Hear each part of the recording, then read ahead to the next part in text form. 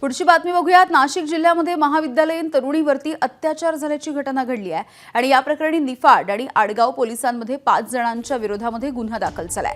या प्रकरणी निफाड पोलीस ठाण्यामध्ये 5 संशयित आरोपींवरती गुन्हा दाखल झाला आणि यानंतर आडगाव पोलीस ठाण्याच्या हद्दीमध्ये पहिला गुन्हा घडल्यामुळे निफाड पोलिसांनी आडगाव पोलिसांकडे हा गुन्हा वर्ग केलाय।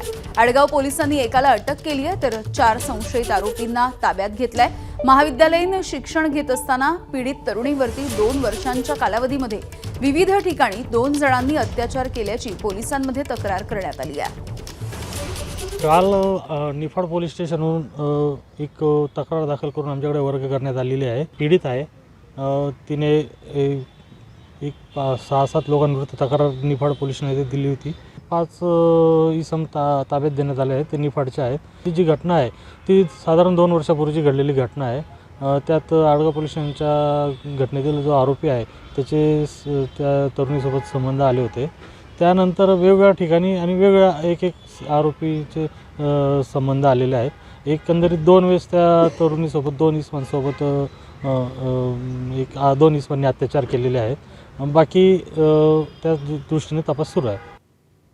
आणि याविषयी बोलत आमचे प्रतिनिधी मुकुल कुलकर्णी सध्या आपल्या सोबत आहेत। मुकुल, काय ही नेमकी घटना आहे आणि खरं तर 2 वर्षांच्या कालावधीमध्ये ही घटना घडल्याचं कळतंय? बरोबर आहे यामिनी, 2 ते 2.5 वर्षापासूनचे हे सर्व प्रकरण सुरू होतं। त्या तरुणीने आता नुकतीच निफाड पोलीस ठाण्यामध्ये या संदर्भातली तक्रार दिलेली होती। कुटुंबियांच्या माध्यमातून पोलिसांशी तिची भेट झाली आणि त्यानंतर ही तक्रार देण्यात आलेली आहे।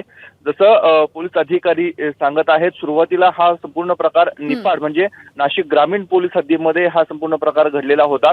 तिथे या संदर्भातली तक्रार निफाड पोलीस ठाण्यामध्ये दाखल करण्यात आली होती। मात्र पहिला 2 वर्षापूर्वी पहिला जो गुन्हा घडला तो नाशिकच्या आडगाव पोलीस ठाण्याच्या हद्दीमध्ये घडलेला होता।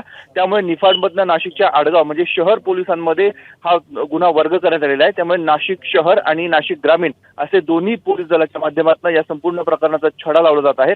यामध्ये आतापर्यंत 1 जणांना अटक करण्यात आलेली आहे तर इतर 5 जणांना चौकशीसाठी ताब्यात घेण्यात आलेलं आहे। अगदी मुकुल, धन्यवाद या माहितीसाठी। एबीपी माझा, उघडा डोळे बघा नीट।